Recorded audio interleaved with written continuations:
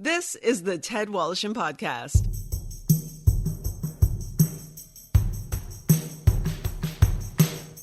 Brought to you by Halenda's, the meat people. Enjoy their award-winning products at selected Metro, Sobeys, Fortino's, and Foodland locations. Halenda's, the way sausage should taste. And Tom's Place. For the finest in men's clothing at unbeatable prices, it's Tom's Place at 190 Baldwin in the heart of Kensington Market. Tom's Place will suit you. And now, here's Ted Wallison. According to a recent report from Deloitte Canada, estimates indicate that within 5 years of legalization, sports betting will hit close to $30 billion annually. Now, back in April, Ontario became the first province to legally regulate single-event sports betting. Joining me to discuss the future of sports betting is Rob Pizzola, who is the Chief Operating Officer of Toronto-based sports betting company Betstamp. Nice to meet you. Thanks for coming on. Yeah, thanks for having me, Ted. A lot of people were wondering, okay, so this happened in April, but prior to that, didn't we already have sports betting in Ontario with Sportsline, Proline? You could do that in your corner store. What's the diff? Yes, so that was parlay-based betting, and now what we have is single-event wagering. So the difference, if you were to bet Proline at the corner store prior to April 4th, you'd have to put together a combination of games, which is known as a parlay. It's much more difficult to win in the long run. Now we have single event wagering, which means that you can just place a single bet on the outcome of any specific game, any specific prop, and not have to tie it to other outcomes as well. So a parlay, for example, you might say, okay, so the Leafs are playing Boston Bruins. You say, okay, my bet for a parlay is I'm taking the Leafs to win by 3 points or more, and for the total of the game to be in excess of 8 goals, for example. Correct. And with Proline in Ontario, you actually had to have at least 3 wagers. So you'd have to tie it to another game as well. Potentially the Kings are playing the Ducks. You take the Kings as well or something like that. But as you add more wagers in combination, it is more difficult to win in the long run. So now we have single event wagering. You can just basically make one bet, and it's a lot more sustainable.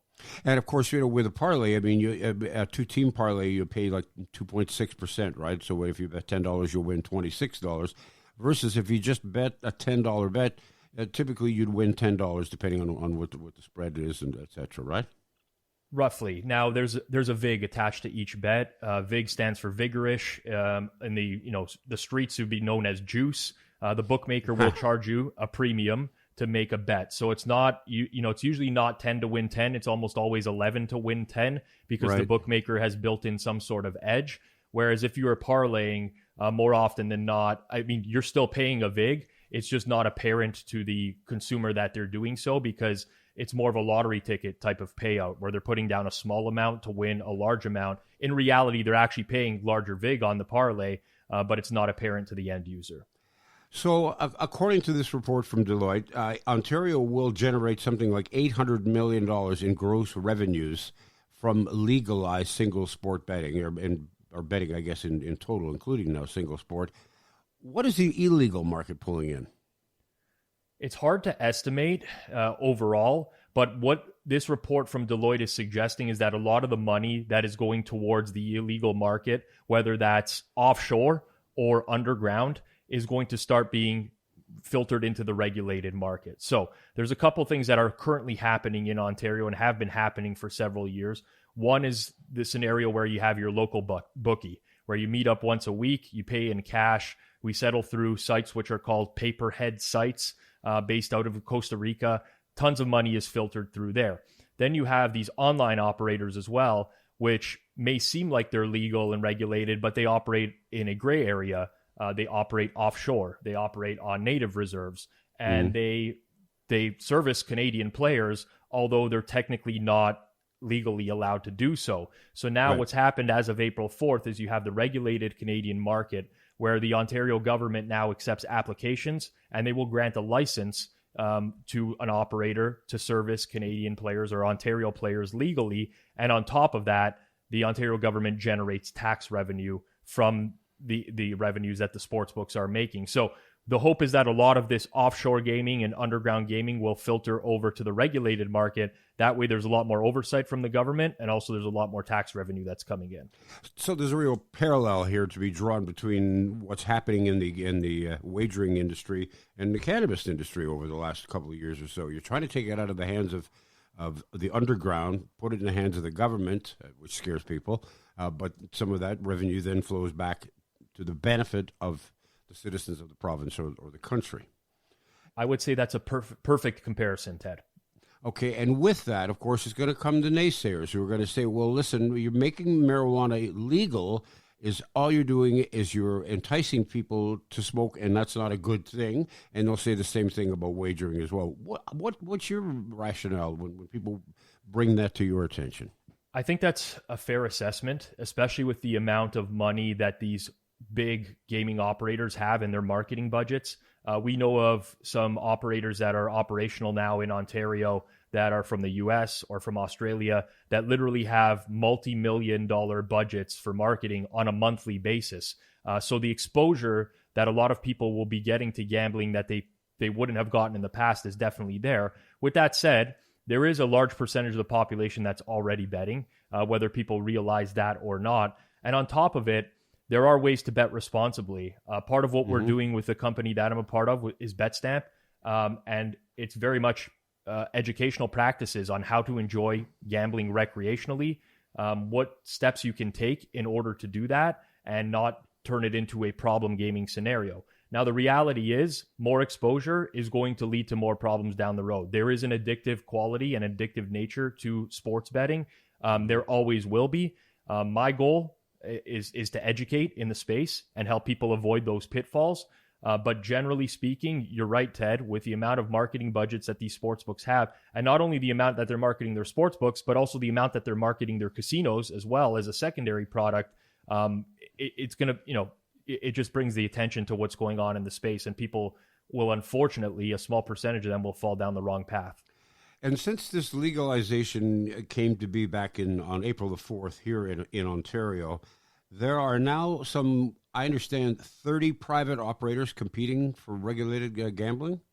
There are, and from what we understand at Betstamp right now, there's over a dozen that also have applications in with the ACGO to get granted licenses. We expect by football season this year that there will be roughly 60 to 70 operators in the province of Ontario that are fully licensed.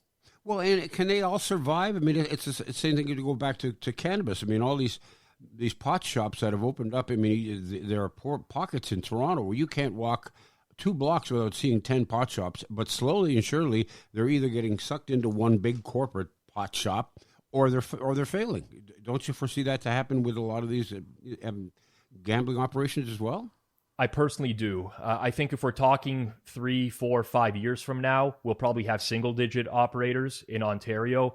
A lot of the smaller operators with small marketing budgets, they just can't compete with the likes of companies that can sponsor, the Toronto Maple Leafs, MLSC, Raptors, Blue Jays, so on and so forth. So it's hard to get your name out there if you're a smaller operator. You have to differentiate yourself in some capacity, but people are not finding these operators overall. So I do think that's what's inevitably going to happen over time.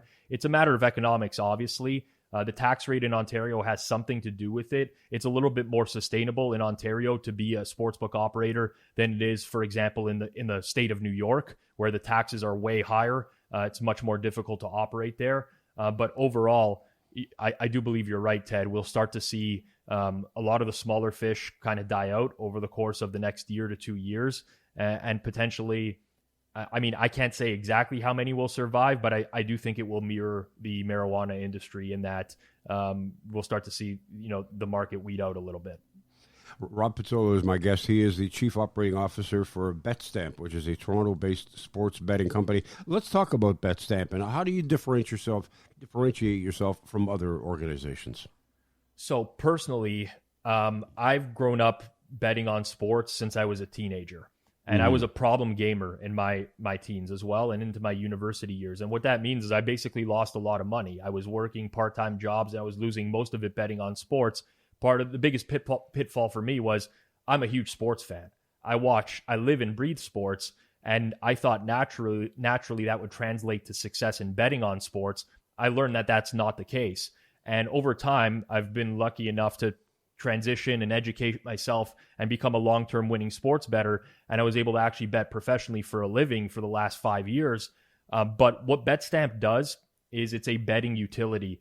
Think of it as the Trivago or Expedia of the sports betting space. What we're trying to encourage, and the way that you can make sports betting sustainable if you're a recreational bettor, is just simply price shopping. And this is something that applies to all of our day-to-day lives. I'm just outside of Toronto. The price of gas is through the roof right now. If I was going to go to my gas station across the street and I noticed that there was one just around the corner that was selling gas for significantly cheaper, I'm going to go to the cheaper gas station, as would pretty much everybody in the space. The same concept applies to sports betting. If you want to bet on the Toronto Blue Jays today, you should find the site that's offering you the best odds and bet it there. And as long as you're continuously betting at the sites that have the best odds, you're going to be at least sustain this as a recreational hobby instead of a problem gaming activity. So that's what Betstamp does as a utility. We allow you to quickly open up the app, find whatever bet you want to place, and we tell you which sportsbook you should place it at, which has the lowest VIG, the lowest margins, and allows you to have more fun in the long run. And some people may not realize, Rob, that just because you read in the newspaper that your paper publishes the odds for the NFL this weekend, it says Green Bay is favored by a touchdown over Chicago, for example, that doesn't necessarily mean that every gaming house is offering the same odds. Exactly. Every sportsbook operator has to balance or manage their own risk. So at one sportsbook, you might have all the players that are betting there who are betting one side of a football game. At another sportsbook, you might have all the players that are betting there betting the other side. So they have to offer different lines to balance their risk. And that's one of the biggest assets of being a bettor in Ontario right now, is the access to all of these sportsbooks. Like you mentioned, Ted, 30 plus operators right now. That's great news for a consumer, because it should be very, very easy for you to find a bet that has a very, very low margin from the sportsbook operator. So it's a huge advantage to Ontario players right now. Now, I'm not suggesting someone go out and open up a sportsbook account at every single sportsbook. I do personally, because I have the monetary means to do that, and because I bet for a living. But if someone was to just open up 3, 4, 5 sportsbooks instead of one, and just bet the best available price, this now becomes a recreational hobby that they can sustain over a very long period of time, instead of going down the path of, okay, I'm betting at one book and bleeding out very quickly. So and when you talk with casinos, there's an old adage that the house always wins. Is that true with sports betting as well? In the case of 99% of bettors, they will lose over the course of their lifetime. So it's not the house always it wins. There are ways to gain edges. Just as an example, in Ontario right now, because of the amount of operators that are in market, you will frequently find what are called arbitrage opportunities. These are ways that you can bet both sides of the same game and guarantee yourself money. They don't come up a whole lot, but this is the value in line shopping. Just like you mentioned, Ted, different sports books are balancing their books in different ways and offering different lines. You can often find scenarios where you can bet on the Blue Jays and against the Blue Jays on the same day and guarantee yourself money just by the value of line shopping. So yes, the house is very likely going to win in the long run, because they do charge you a premium to make your bet. But by betting at multiple sports books, you're cutting down that premium, essentially, because you're always finding the best price. So let's say betting at multiple books reduces the house edge and makes it more likely that you're able to profit in the long run. And you're saying that that doesn't happen very often. I mean, over the course of, say, an NFL season, 18 games, 17 games, how often might that happen on a weekly basis? Once every couple, 3 or 4 weeks? Or more honestly, often? you'll probably find a situation almost every single week in terms of an arbitrage, or situations where there's essentially no VIG on the game, where you can bet either side with no VIG. Now, am I saying that this is a way that you're automatically going to become a winning bettor? No, absolutely not. The reality is, in the long run, most people will lose. But you can sustain sports betting and turn it into a form of entertainment, right? A lot of people go to the movies every week. They'll spend $20 on a movie ticket and popcorn, and that's their source of entertainment. You can do the same with sports betting and actually not even really spend the $20 because you actually have a possibility of winning it over the course of that week just by taking some basic betting principles and applying them. The whole goal when somebody is betting on sports going into it, unless they actually know what they're doing, should not be to actually profit. It's actually very difficult to profit. It's how can I make this a form of entertainment for myself and give myself the best chance of win and give myself the best chance to sustain this over a long period of time. That should really be the end focus of anyone who's getting involved in the betting space. The people who tend to get in trouble are the ones that automatically think, oh, this is easy. I can beat this. And it's the same people that have issues with casino or anything else that has some sort of addictive quality where you just think that you know better. It's almost like the good news is you won big this week. The bad news is you won big this week, which means you know you're coming back next week, where you could lose even bigger. I used to consult for offshore gaming operators several years ago.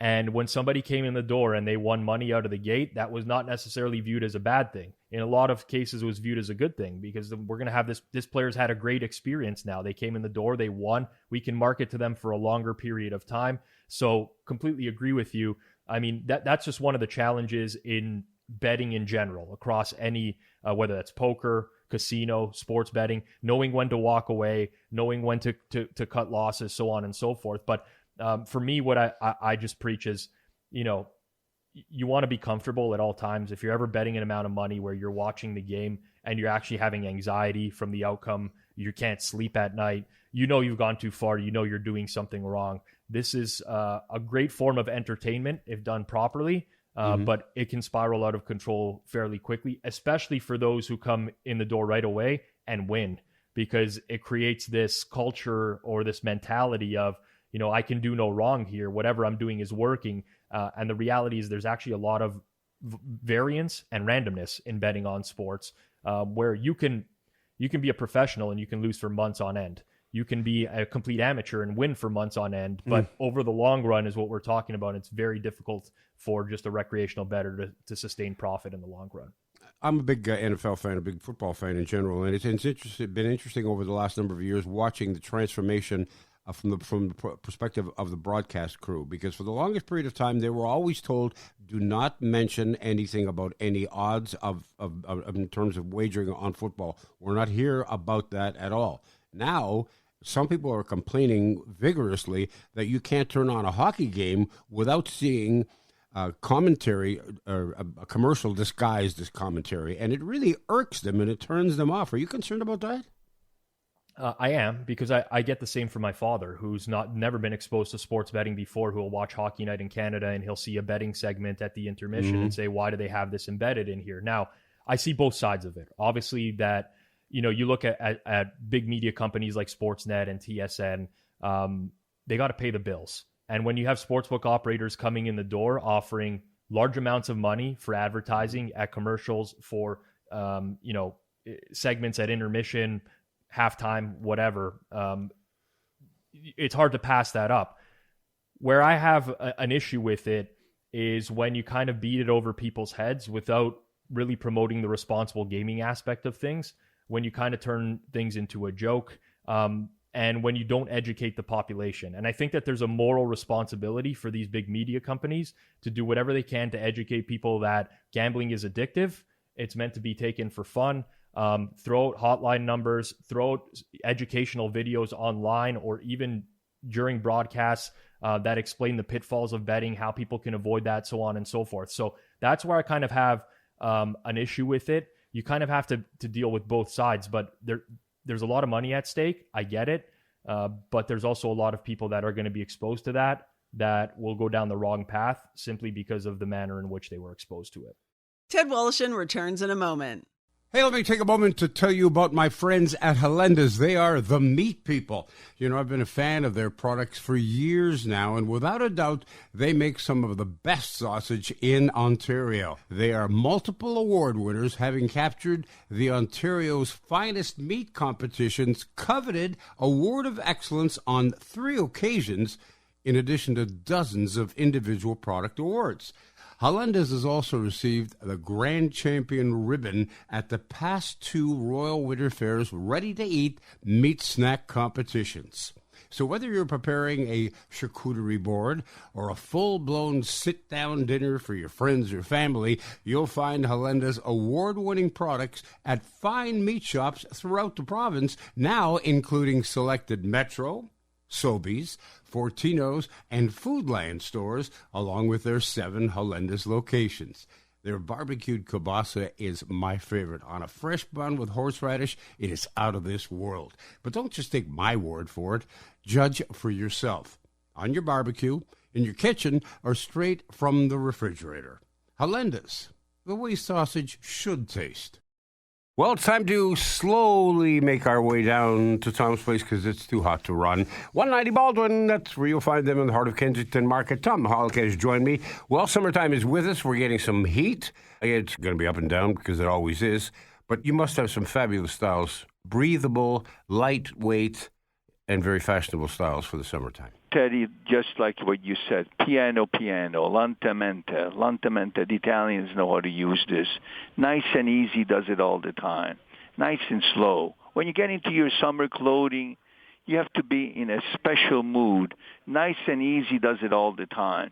The clothing has to be lighter, and we've been having some very, very warm weather lately, so you need light. Light shirts, short-sleeve shirts, magnificent casual trousers that can be worn for dressier occasion or for casual. Depends on what you're going to put with it. We have many, many different online sport jackets that are made in Canada and that are also made in Italy. So please come in, take a look at our trousers, our shorts, our short-sleeve shirts, and be ready to be nice and easy. Lentamente, piano. I don't know, my pronunciation is probably off, but nice and easy. It doesn't matter about your pronunciation. Your clothes are great and the prices can't be beat. Tom's Place is located at 190 Baldwin. That, sir, is in the heart of Kensington Market. Now back to Ted Wallachin. My guest is Rob Pizzola. He's the Chief Operating Officer for Betstamp, which is a Toronto-based sports betting company. It's quite interesting. I'm fascinated by the conversation that we're having with you. I didn't expect it to be this way.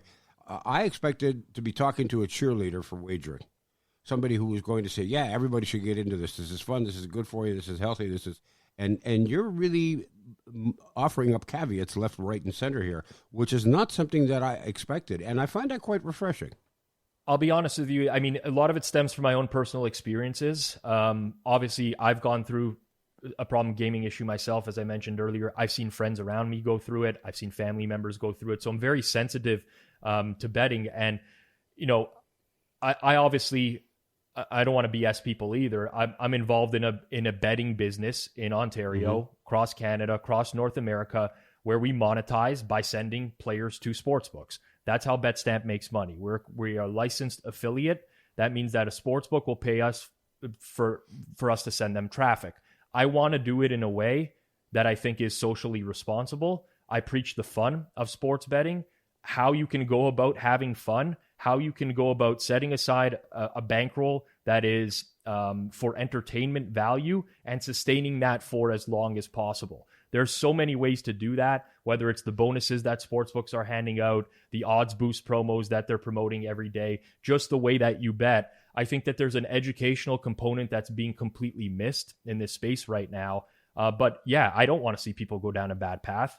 I don't want somebody to find our app and then go to a sportsbook and lose all of their money. That's not, you know, I can't live with myself for stuff like that. I want to build a betting utility, something that I truly believe in and something that I use on a daily basis as a bettor to help give somebody the best chance to succeed in the long run. So for me, I would tell anybody, if you have an addictive personality, I would not get into betting, or when you deposit into a sports betting account online, I would immediately set deposit limits, which a lot of sportsbooks allow you to do, which only let you deposit a certain amount per week or per month or lifetime. That way you truly can't get yourself into trouble. So there's a lot of avenues that you can take, but if done properly, sports betting is very entertaining and it can be very fun, and it can be great to get together on an NFL Sunday with your friends and bet a recreational amount of money on the games, which actually enhance your experience. So it's twofold, but I'm very sensitive to the problem gaming side of things, and I would like for people to avoid that path as much as humanly possible. Now, we've been having this conversation. We've mentioned the NFL a half a dozen times already, and just so people know, that's not the only sport that people bet on. But I'm guessing that that's probably the most popular sport in terms of wagering. It is in terms of total handle. It's obviously a very short season relative to the NBA or NHL, but in terms of total handle, yes, I think. It's just having all those games on at the same time on a Sunday afternoon. It's very conducive to betting. And obviously with the fantasy sports attraction to it, that's now turning into a lot of betting handle on player props because people have been accustomed to betting fantasy sports or playing in fantasy pools for years.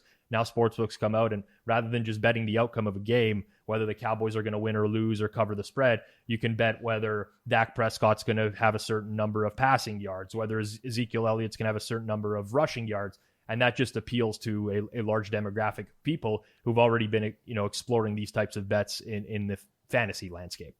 What are some of the other sports that are popular for wagering? Is baseball big? Basketball bigger than baseball? So in Canada, particularly, the Toronto Raptors NBA Finals run years back did wonders for basketball in this country. So basketball handle grew across Ontario and all of Canada for the most part, very much in line with what you would see from the NHL. A lot of people are not really aware of that, but NBA and NHL are pretty much on par following NFL. MLB is a little bit behind it. We kind of call the MLB season the dog days of summer in the sports betting space. There's not a whole lot going on. Most people are spending time with their families. Remember, NBA and NHL run the course of the winter, where a lot of people are at home inside, whereas baseball runs the course of the summer. A lot of people want to get out. They're not at their computer all the time. So another emerging sport in North America is soccer. We've seen handle growing pretty exponentially for soccer. That includes European soccer and also the MLS as well. And I would imagine that the upcoming World Cup in Qatar will generate lots of money. It will. It'll be interesting because typically we see the World Cup in the summer, but because of the climate in Qatar, we have World Cup in November this year, which is highly unusual. There will be overlap with a lot of other sports, including the NFL, NBA, NHL. So I don't know what that's going to do for the World Cup betting handle and how many people will be interested in it with all these other sports going alongside. But definitely those one-off events, whether it's the Euro Cup or World Cup, they tend to do a pretty large betting handle. So we mentioned that back in April, Ontario became the first province to legalize single sport wagering. Who do you think's next? That's a good question. I don't really know why it's taking the other provinces so long, other than it's just not a priority. But there is tax revenue to be made, obviously. There are still a lot of other people betting in provinces. I would say most likely would be British Columbia. When you start to look at the betting handle across North America and especially obviously Canada, but how that's broken up and the estimates of how much is pouring into the offshore market right now, after Ontario, British Columbia is considered the biggest. Quebec is also a possibility, but there are inherent challenges for sportsbook operators in Quebec due to the dual languages. So all these sites would have to run a French version as well as an English version of their website. That can be a turnoff to a lot of these businesses. And in fact, if we look at the offshore space, we do see a lot of sites that are just operational across Canada and don't actually cater to Quebec residents either. So British Columbia most likely because there's the most tax revenue at stake in that province. Fascinating stuff. I thank you very much for taking the time to clarify a number of questions that I had and to educate the people who are not into wagering on a regular basis. And again, your caveats, your warnings to people are taken the way they should be taken. I would hope anyway by most people that it can be enjoyable, but be careful and be responsible. Rob, thanks very much for your time. All the best to you. Thanks for having me, Ted. That's Rob Pizzola. He's the Chief Operating Officer for Betstamp, a Toronto-based sports betting company. The Ted Wallacham podcast has been brought to you by Halenda's, the meat people. Enjoy their award-winning products at selected Metro, Sobeys, Fortinos, and Foodland locations. Halenda's, the way sausage should taste. And Tom's Place. For the finest in men's clothing at unbeatable prices, it's Tom's Place at 190 Baldwin in the heart of Kensington Market. Tom's Place will suit you. The Ted Wallacham podcast is produced by Joey Roselli. Technical production by Paul Gatt. Music by bike thieves. I'm Becky Coles. Submit your questions and comments to ted@twmedia.ca.